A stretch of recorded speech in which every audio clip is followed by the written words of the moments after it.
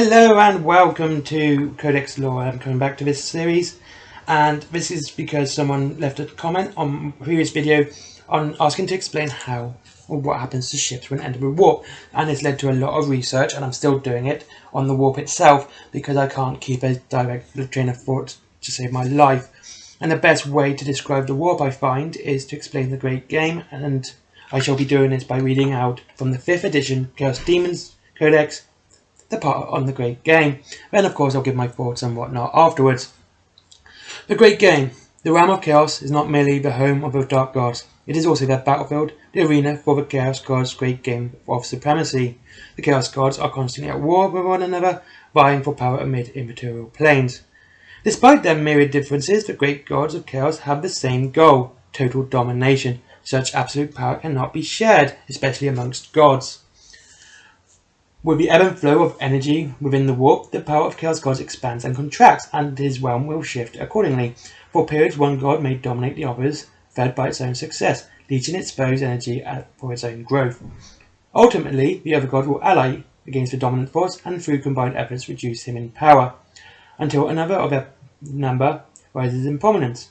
This pattern is played out again and again through eternity. No Chaos God can ever truly be victorious, for all if the other warp powers were obliterated, warp would become still, unmoving mass and chaos would no longer exist.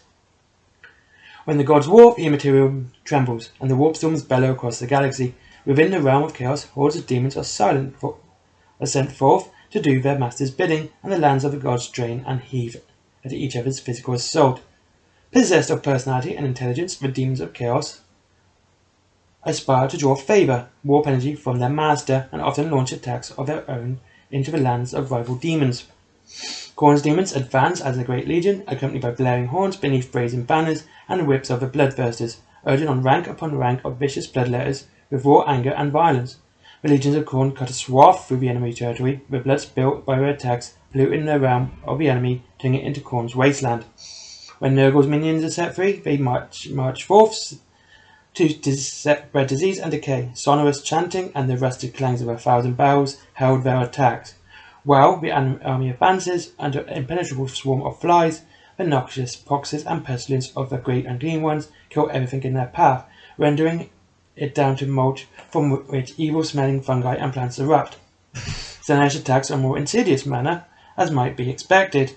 The first assault is subtle, unnoticeable, but to the other gods. Inside the fabric of another god's realm, the tendrils of Slaanesh's power inveigle their way into root and bone and crystal, corrupting them from within. As the land itself becomes perverted to Slaanesh's power, it dulls the senses of the enemy's demons, allowing fast-moving armies of Slaanesh to strike swiftly and decisively.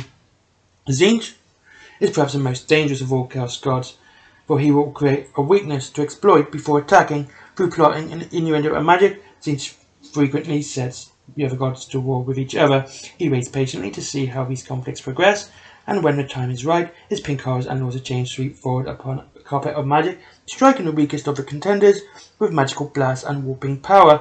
The armies of Tzeentch quickly overcome all opposition, and newly claimed territory swiftly becomes part of Tzeentch's pristine domain. For the most part, at least one god will be contending with the others, and this occupies the attention of all, drawing a gaze away from the mortal realm. It is not unknown for all four gods to agree on a common purpose, although each only consents to such truces in order to gain some kind of advantage. Once in every few thousand years, as we reckon it, there arises a being, place, or object in the material universe that attracts the attentions of all the chaos gods. So important is this new element, so desired or so dangerous that all rivalry is temporarily put aside in order for chaos to take advantage to thwart the threat. Then the four work as one for a while, but as soon as the objective is achieved, the eternal struggle resumes. For mankind, the most significant of this type was the rise of the Emperor. During this period, the chaos gods tried with all their might to bring about the master of mankind's downfall, culminating in their corruption of the Primarchs and the wars of the Horus Heresy. Other events have led to brief secessions of conflict in the realm of chaos, particularly promising Black Crusades by demon princes or chaos space marine warlords, the extermination or birth of a new race, the rise of a new being. Such interest in mortal affairs is fleeting at best, and treaties between the gods do not last long. One god or another, or all four, eventually oversteps the bounds of the agreement and attempts to usurp his fellow gods. Once again, the realm of chaos thunders to march the armies and war of clashing gods. Now, like I said, this is a good way of showing how the warp is gone. And like I said, it's a constant in flux. It's always changing. But what I think is important in this one is it's always going to be the observer that makes the difference. This is what I think is interesting about the warp, because it is a Deus Ex Mechanica within the 40k universe and most sci-fi that actually makes sense. You know, you get the time travel to set things right, which is always a bit of a flawed thing, because if it happened, why didn't you do that beforehand? But with the warp, the way it's always in flux and always changing, it means everything and nothing is possible. And I do mean everything and nothing. But we also see that the gods are at odds with each other.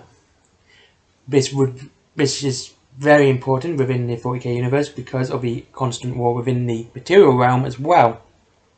Khorne, being obviously is the most strongest at the moment because of a constant war, would be constantly fighting the other gods for dominance over the warp. But if he was to maintain dominance, he would, of course, destroy everything within the material realm. Therefore, there will be no war in the material realm.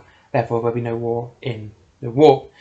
And I think this is interesting.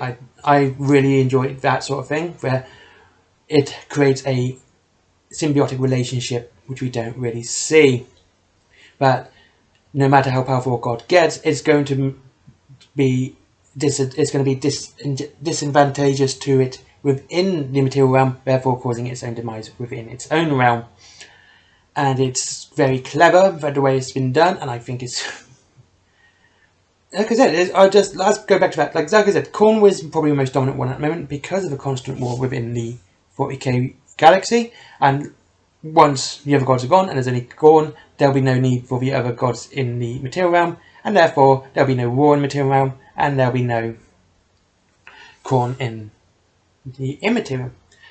So, what is the warp? The warp is, as fast as I can say, it's quantum. It's Schrodinger's cat. Everything and nothing happens until it's observed. We have seen this many times here within the lore itself. If we take Horus, this is one I was thinking about, when he was, pretty much deleted within the material realm by the Emperor, and his soul was also meant to be destroyed as well. That would have meant his soul was destroyed from his birth. Therefore, Horus Heresy would never have happened. So we have this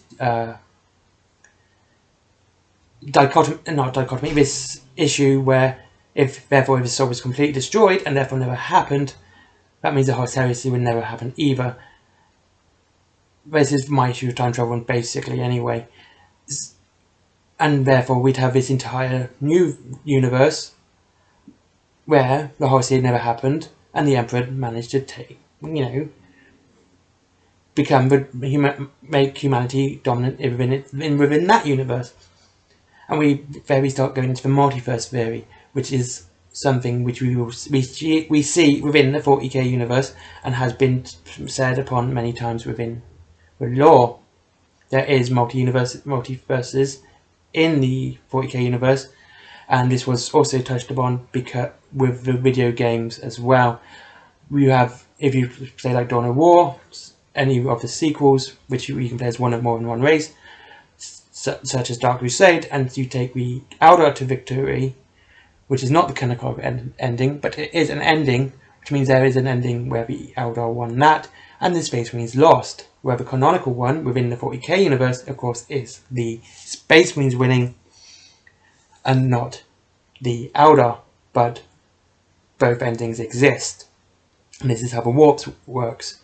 In the warp, both endings exist, and both endings are canonical within a certain way of speaking.